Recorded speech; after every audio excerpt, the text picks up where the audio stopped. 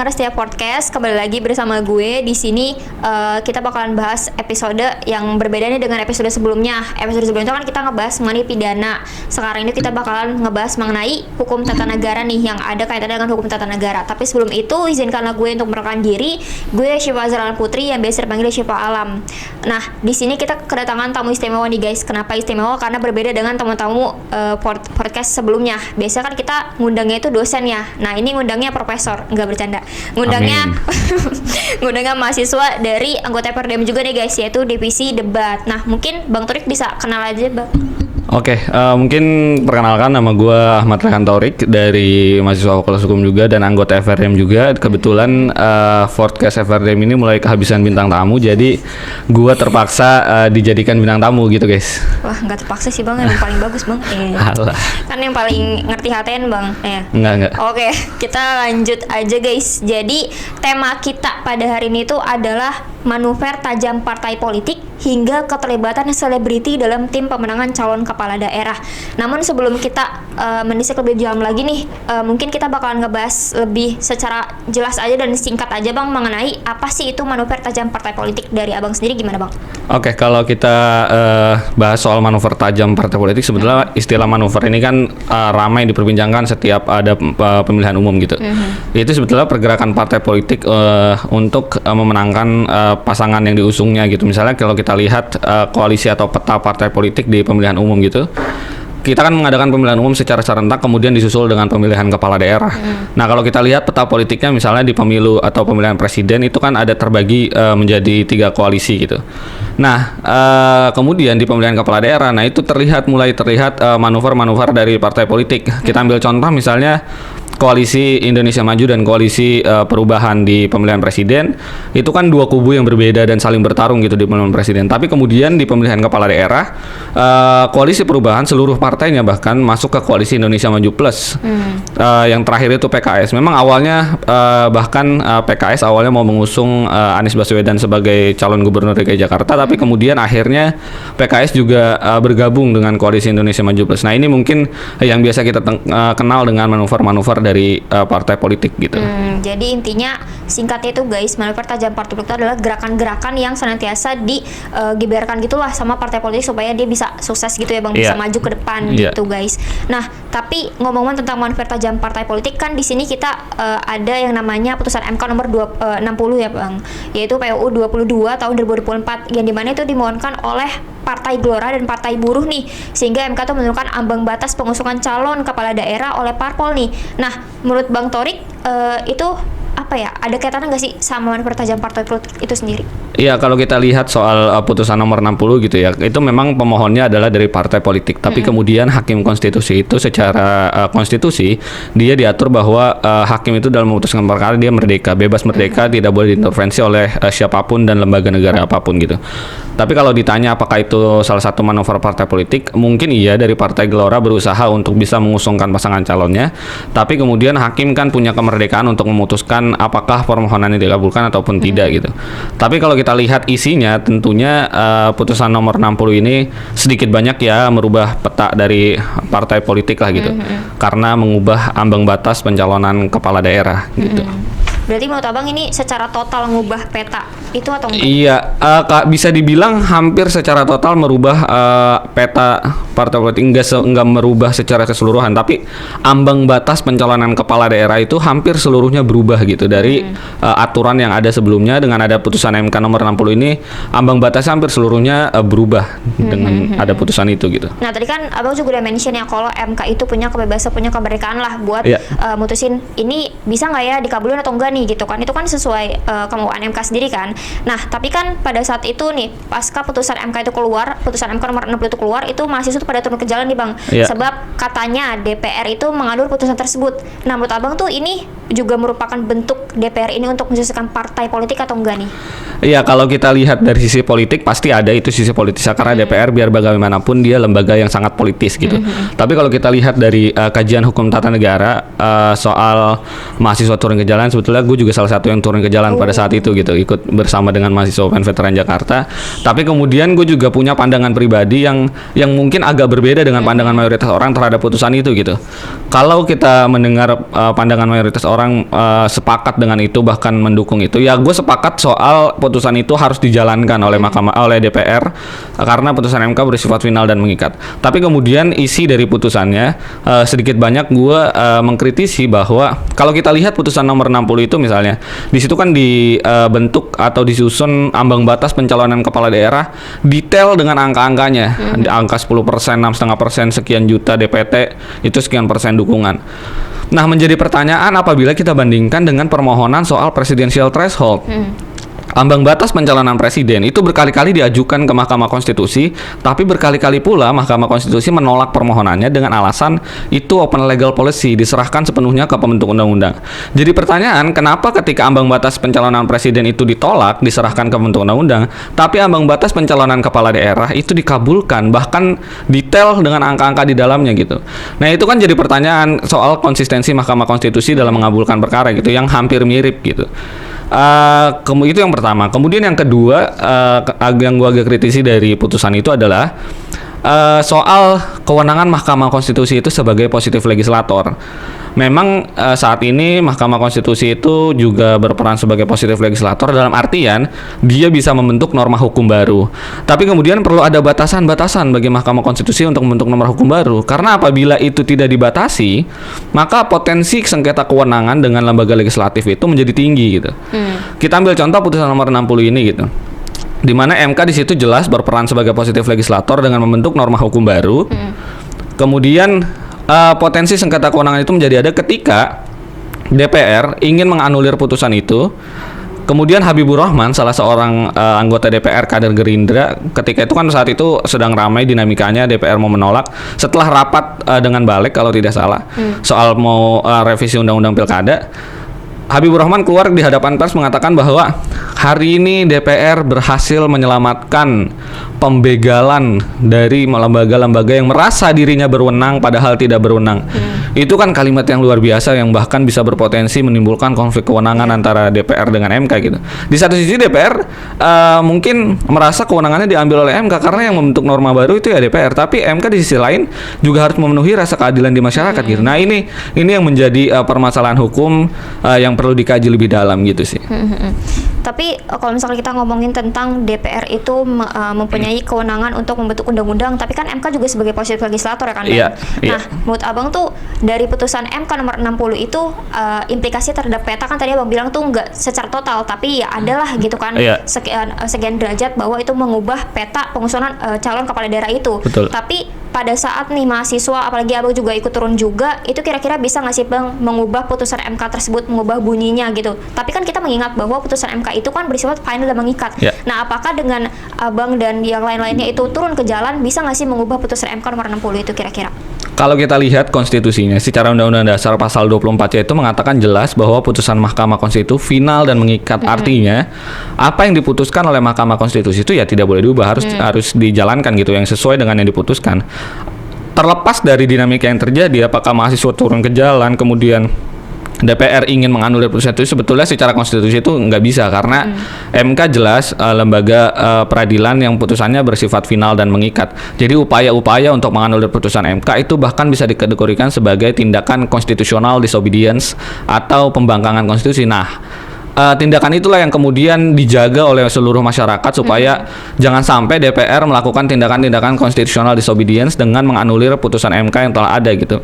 Tapi memang saat itu kan yang didemokan bukan hanya pasal putusan 60 tapi juga putusan 70, yaitu hal lain yang bisa kita bahas panjang sendiri soal putusan 70. Tapi bicara putusan 60 tentunya merubah peta partai politik karena kita ambil contoh Pilkada DKI Jakarta. Sebelum adanya putusan 60, hanya ada 2 pasangan calon, di mana yang pertama itu dari gabungan partai politik dan yang kedua itu dari calon independen gitu. Tapi setelah adanya putusan 60, kemudian Partai Demokrasi Indonesia Perjuangan bisa mengusung calon. Nah, inilah yang merubah peta partai politik di mana akhirnya menjadi 3 pasangan calon. Tadi gue mengkritisi putusan MK, tapi kemudian putusan MK ini juga punya peran besar gitu untuk mengurangi pasangan calon tunggal. Karena kan permasalahan kita di pilkada ini sebetulnya yang sangat urgent adalah maraknya pasangan calon tunggal gitu. Kalau gue melihat sebetulnya maraknya pasangan calon tunggal ini juga disebabkan karena berkumpulnya mayoritas kekuatan partai politik di satu koalisi sehingga menyebabkan pasangan calon tunggal. Nah, itu kan kenapa partai politik itu berkoalisi berkumpul untuk memenuhi ambang batas. Dengan diturunkannya ambang batas atau dengan dirubahnya ambang batas oleh putusan Mahkamah Konstitusi, akhirnya kan partai-partai politik ini menjadi lebih mudah untuk mengusung pasangan calon, sehingga diharapkan supaya pasangan calon tunggal ini bisa diminimalisir karena partai-partai politik bisa jauh lebih mudah mengusulkan pasangan calon sehingga masalah pasangan calon tunggal bisa diminimalisir dalam pemilihan kepala daerah gitu. Oke, nah karena kita udah bahas dari sisi MK-nya nih, sekarang kita bahas dari sisi DPR-nya, bahwa DPR itu memiliki kewenangan untuk membentuk undang-undang. Tapi kan DPR sendiri kan isi anggotanya itu kan ada partai politik juga ya Bang. Betul. Anggota partai politik itu ada tuh di DPR. Nah, dari kita lihat dari putusan MK ini, putusan MK nomor 60 ini, menurut Abang tuh DPR tuh apa ya, punya keinginan gak sih untuk menguntungkan partai politik atau enggak gitu? Ya, DPR itu lagi-lagi dia lembaga betul kewenangannya membentuk undang-undang, tapi dia juga lembaga yang sangat politis gitu, di mana isi di dalamnya adalah kader-kader dari partai politik.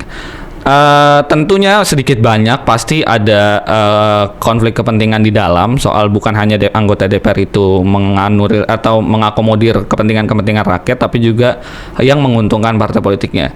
Ya jelas karena dia lembaga yang sangat politis diusung oleh partai politik, tidak mungkin dia mengambil tidak mungkin dia mengambil putusan-putusan yang merugikan partai politiknya. Tapi kemudian juga kita perlu lihat bahwa di DPR itu keputusan-keputusan di DPR dalam membentuk norma hukum kan tidak diambil oleh satu partai politik atau dua partai politik, tapi harus seluruh partai politik yang duduk di kursi parlemen DPR itu menyetujui rancangan undang-undang yang mau disahkan gitu. Nah, kalau tidak disepakati oleh mayoritas partai politik atau mayoritas fraksi di DPR, yaitu rancangan undang-undang itu tidak akan terjadi gitu. Tapi soal apakah ada upaya untuk menguntungkan partai politik, ya pasti ada itu, karena biar bagaimanapun mereka masuk ke kursi parlemen dengan kendaraan yang disebut partai politik gitu. Oke, mungkin kita cukupkan dulu nih terkait manuver tajam partai politik. Nah, selanjutnya kita bakalan bahas mengenai keterkaitan dengan selebritisnya nih. Ya. Jadi kan pas keputusan itu kan pasal 60 ya, langkah selanjutnya itu kan yaitu membentuk tim sukses nih. Betul. Nah, dari tim sukses ini ternyata beberapa pasangan calon itu ada yang bukan menggunakan bahasanya, tapi merekrut selebriti atau artis atau influencer gitulah. Nah, menurut Abang itu ada nggak sih kaitannya gitu dengan apakah ini juga merupakan manuver tajam partai politik ya? Dari kita tuh si tim ses itu sendiri ada selebritis, ada artis, ada influencer, tuh termasuk nggak sih Bang kira-kira? Sebetulnya kenapa partai-partai politik ini akhirnya merekrut influencer sebetulnya untuk mendulang suara. Untuk mendulang suara, kalau kita bicara misalnya pemilihan umum kepala daerah, biar bagaimanapun orang-orang itu perlu mengenal siapa yang diusungnya.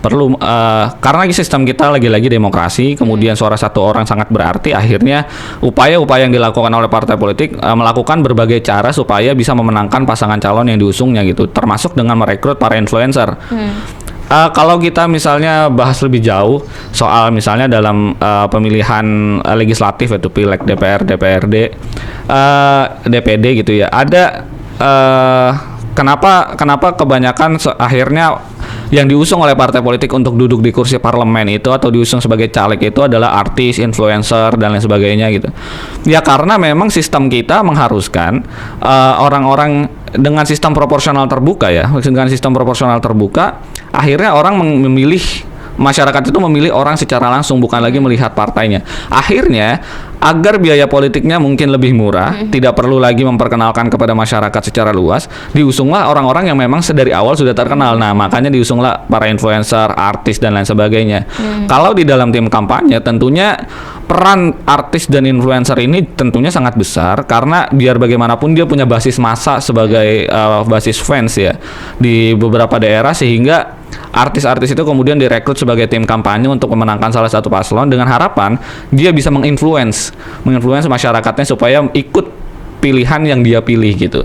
Ya kalau ditanya itu apakah itu manuver partai politik, ya itu memang salah satu upaya yang dilakukan partai politik supaya bisa mendulang suara dan memenangkan pasangan calon yang diusungnya gitu. Jadi, tapi kalau menurut Bang Torik sendiri, ini partai politik yang juga memanfaatkan pengaruh dari selebritis, artis, influencer itu kira-kira dari pandangan Bang Torik sendiri ya, itu efektif atau enggak sih gitu? Kalau misalkan enggak, dari mananya gitu? Ya, dengan kondisi saat ini menurut gue secara pribadi dengan merekrut influencer cukup efektif ya, karena kita tahu bahwa biaya politik dalam pemilihan umum, pemilihan kepala daerah itu memakan biaya politik yang cukup mahal. Dengan merekrut artis dan influencer, akhirnya alat-alat peraga kampanye bisa mungkin diminimalisir dengan adanya artis itu, karena artis itu kan bisa memanfaatkan sosial media, Instagramnya yang punya basis massa followers sekian juta, Instagram, TikTok dan lain sebagainya gitu. Dengan adanya artis dan influencer itu, akhirnya penggemar-penggemarnya dari awal memang ngefans sama salah satu influencer, terpengaruh untuk ikut memilih salah satu pasangan calon gitu. Kalau ditanya soal efektif, mungkin perlu dikaji lebih dalam, tapi sepanjang pengamatan gue pribadi cukup efektif ya, karena terbukti di beberapa daerah dengan merekrut pasangan calon, dengan merekrut influencer, akhirnya pasangan-pasangan calon itu bisa memenangkan suara dan mendapatkan mayoritas suara di daerah-daerah tersebut gitu. Atau dalam konteks pemilihan presiden bisa menang dalam kontestasi nasional gitu. Oke, jadi ngomong-ngomong tentang selebritis kembali nih ya, mungkin dari merekrut calon selebriti ini bukannya ini menunjukkan ya Bang bahwa praktisan politik itu lebih besar nih daripada etika politik. Nah, bukankah ini juga bakalan mengakibatkan rusaknya reputasi partai politik itu sendiri? Menurut Abang gimana? Ya, kalau kita bicara soal pragmatisme partai politik, gue sih tidak melihat saat ini partai politik yang benar-benar idealis, karena sebetulnya kalau kita lihat saat ini hampir semuanya pragmatis. Apakah itu sesuatu yang buruk?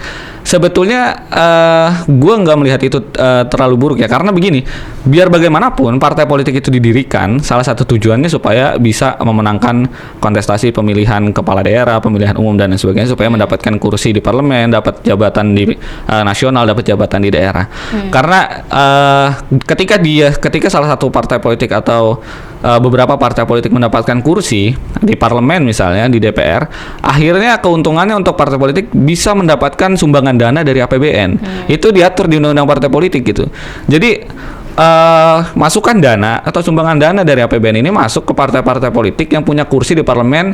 Soal besarannya itu proporsional sesuai dengan jumlah kursi yang didapat di parlemen gitu. Jadi soal pragmatisme partai politik, apakah jadi lebih dominan dibandingkan etika politik? Ya, lagi-lagi itu usaha partai politik biar bagaimanapun untuk mencapai tujuannya. Dan sebetulnya partai politik ini kan dibentuk berdasarkan idealis masyarakat yang dihimpun gitu. Karena begini, sejarahnya pada saat ketika pertama kali partai politik itu didirikan, pada saat itu terjadi diskusi panjang oleh para founding fathers kita soal bagaimana sistem partai politik. Saat itu sebetulnya ketika kita ngelihat sejarahnya ya, presiden pertama kita Soekarno itu menginginkan Indonesia hanya punya satu partai politik, itu Partai Nasional Indonesia. Makanya disebut dengan state party gitu, partai negara satu-satunya. Tapi kemudian akhirnya itu ditolak oleh mayoritas orang, ditolak oleh mayoritas masyarakat, sehingga akhirnya timbul partai-partai politik. Karena masyarakat berpendapat atau pada saat itu berpendapat bahwa Indonesia itu negara yang majemuk. Dengan negara yang majemuk tidak mungkin seluruh masyarakat di berbagai suku bangsa ini punya satu idealisme yang sama, yaitu Partai Nasionalis Indonesia itu. Jadi kemudian akhirnya dibentuklah partai-partai lain supaya masyarakat-masyarakat yang punya ideologi yang sama, punya tujuan yang sama berkumpul di partai-partai politik gitu untuk menyampaikan aspirasinya supaya dijalankan gitu sih. Oke. Jadi intinya mah kalau misalkan bahasa anak gaul sekarang mah circle ya Bang? Iya, circle. Oke. Yang cocok-cocok aja tuh. Oke, jadi tapi kalau kita lihat dari sisi selebritis sendiri, kan tentunya mungkin dari Bang Tre juga yakin bahwa selebriti ini kan kurang banget nih basic terkait politiknya. Ya. Nah, ini ada nggak sih Bang kebermanfaatannya bagi masyarakat juga? Dan menurut Abang tuh itu sebenarnya baik atau enggak sih dengan merekrut selebriti itu? Kan dia nggak ada basic politik nih. Iya, sebetulnya influencer ini kalau dibilang tidak ada basic politik sebetulnya ada benarnya. Tapi kemudian lagi-lagi karena sistem kita mengharuskan suara satu orang itu sangat bermanfaat, ya akhirnya mau nggak mau merekrut artis-artis itu untuk menjadi tim kampanye gitu. Tapi kalau gue pribadi akan jauh lebih baik ketika para influencer itu kemudian dididik terlebih dahulu di sekolah partai politik gitu misalnya. Karena partai-partai besar itu punya sistem kaderisasi. Nah, sistem kaderisasi ini berguna untuk ketika dia terjun ke dalam dunia politik, dia sudah mengerti politik, sudah tahu tujuan arah partainya, sudah tahu aspirasi konstituennya, sehingga dia punya tujuan yang jelas gitu. Kalau misalnya saat ini itu kan enggak, dia hanya merekrut artis kemudian dimanfaatkan suaranya, dimanfaatkan basis masanya untuk mendulang suara gitu. Tapi kalau misalnya artis itu direkrut kemudian dididik terlebih dahulu di sekolah partai, dikaderisasi dengan baik, dibekali dengan baik soal ideologi politik, soal pengetahuan politik, soal pengetahuan hukum, itu akan jauh lebih baik gitu. Dengan dia punya basis massa yang kuat, kemudian dididik, akhirnya punya integritas, punya keilmuan, intelektualitas yang juga kuat, mumpuni untuk diusung sebagai calon, diusung sebagai tim kampanye dan lain sebagainya gitu. Dan mungkin kita langsung turun aja ya Bang ke contohnya nih. Karena kan banyak banget ya selebriti, artis, influencer yang tadinya tuh sama sekali nggak berkecimpung lah dalam dunia politik, tapi tiba-tiba jadi tim ses. Contohnya ada Raffi Ahmad, mungkin contohnya juga Bang Torik ya. Nih bajunya udah biru-biru nih soalnya nih. Enggak, kebetulan kemeja gue cuman ini. Nggak ada maksud apa-apa. Masa sih? Kan udah menang Bang. Iya. Bercanda guys. Oke, nah contohnya itu ada Raffi Ahmad nih yang muncul menjadi ketua tim ses Andra Soni Dimyati di Pilkada Banten. Nah terus menurut Abang tuh ini berarti efektif atau enggak nih dengan adanya Raffi Ahmad ini? Ya kalau kita ngelihat quick count saat ini ya efektif. Iya sih. Karena saat ini quick count menunjukkan Andra Soni itu memenangkan pemilihan kepala daerah. Dan itu cukup mengejutkan loh. Karena Pilkada Banten ini kita tahu Banten itu ya politik dinastinya kuat sekali gitu. Lawan dari Andra Soni adalah Airin yang punya politik dinasti juga di Banten gitu. Tapi kemudian Andra Soni juga berkoalisi dengan atau wakilnya juga dari politik dinasti atau dinastinya Dimyati. Tapi ini juga cukup mengejutkan gitu karena hasil surveinya sebetulnya Andra Soni itu lebih rendah dibandingkan Airin. Tapi kemudian dalam pilkada Airin justru kalah dari Andra Soni. Nah saat ini ketika kita ngelihat quick count sebetulnya banyak daerah-daerah yang cukup mengejutkan hasilnya. Salah satu contohnya Banten itu tadi. Kalau ditanya apakah kemudian Raffi Ahmad sebagai influencer efektif, ya dengan quick count sekarang ya terbukti efektif karena akhirnya Andra Soni memenangkan kontestasi pemilihan. Di samping pengaruh-pengaruh lainnya soal Andra Soni itu salah satu sekretaris atau siapanya Sufmi Dasko, kemudian Gerindra juga bermain di sana. Tapi di sisi lain kalau kita lihat daerah-daerah lain itu juga cukup mengejutkan gitu. Misalkan kita lihat Jawa Tengah itu luar biasa cukup mengejutkan ketika Jawa Tengah kita tahu itu ya sebutannya kandang banteng ya. Tapi kemudian berdasarkan hasil quick count partai yang diusung oleh PDIP akhirnya kalah dengan Taji Yasin gitu. Itu juga cukup mengejutkan. Kemudian kita lihat hasil quick count di Jawa Barat yang basis masanya adalah PKS. Tapi kemudian Ahmad Syahiku sebagai calon kepala daerah atau calon gubernur Jawa Barat yang merupakan juga ketua partai Keadilan Sejahtera kalah di Jawa Barat. Padahal basis masanya sebelumnya diprediksi Jawa Barat itu basis masa PKS, tapi kemudian ketua PKS-nya kalah kontestasi di Jawa Barat. Pilkada DKI Jakarta juga cukup mengejutkan gitu karena Koalisi Indonesia Maju Plus punya basis massa yang kuat, partai koalisi yang gemuk, tapi kemudian berdasarkan hasil quick count kalah meskipun kita belum tahu apakah 1 putaran dan 2 putaran gitu ya. Tapi ya kalau kita lihat dinamika politik kepala daerah saat ini itu beberapa daerah berdasarkan hasil quick count memang cukup mengejutkan hasilnya gitu. Unpredictable lah, beberapa prediksinya harusnya yang ini menang tapi kemudian kalah, yang ini harusnya menang tapi kemudian kalah. Itu dinamika politik saat ini. Jadi pertanyaan soal apakah Raffi Ahmad sebagai influencer efektif? Ya terbukti efektif dengan kemenangan Andra Soni saat ini gitu. Nah karena Bang Torik sempat mention terkait hasil quick count dan juga 1 putaran 2 putaran, itu terkait dengan 1 putaran 2 putaran itu sebenarnya emang ada perbedaannya Bang? Maksudnya kayak emang dia bisa mengubah ya? Beneran bisa mengubah atau gimana tuh?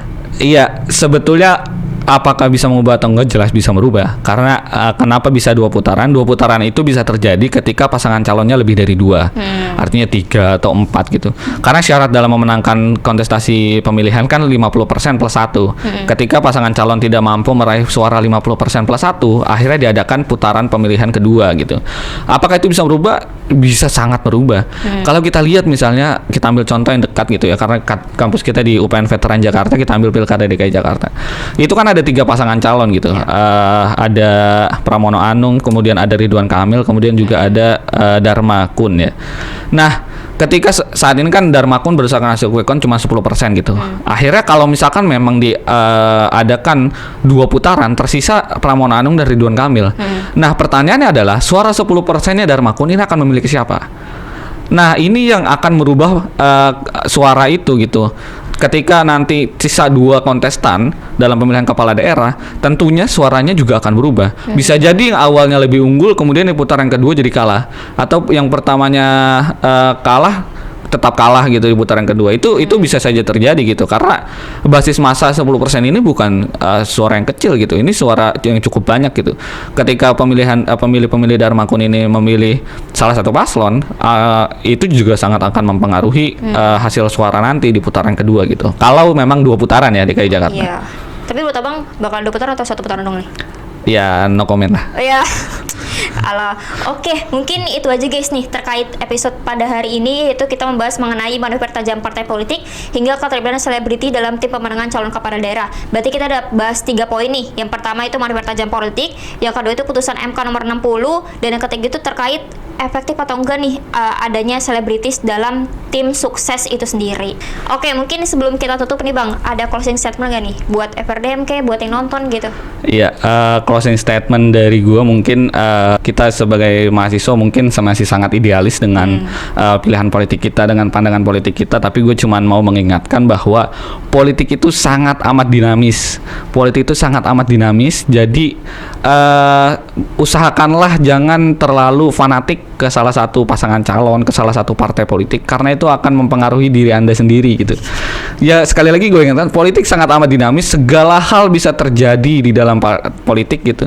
Siapa yang nyangka Anies Baswedan bisa mendukung pasangan calon dari Partai Demokrasi Indonesia Perjuangan? Kan gak ada yang menyangka. Itulah politik gitu. Siapa yang menyangka saat itu Prabowo dan Jokowi tahun 2019 bisa bergabung dalam satu kasur pemerintahan? Kan itu namanya politik itu dinamis. Seharusnya kita closing statement dari gue adalah kita mengambil pelajaran dari apa yang terjadi dalam dunia politik, sehingga kita dapat lebih wise, lebih bijak dalam menanggapi satu isu, supaya terus ingat bahwa politik sangat amat dinamis gitu. Nah, yang baru dimention Bang Tor, guys, jadi kita jangan terlalu fanatik, jangan juga pakai baju warna biru mungkin kalau ada di podcast gitu ya guys. Enggak sih, itu sengaja bercanda. Ini guys. warna FRDM ini. Enggak.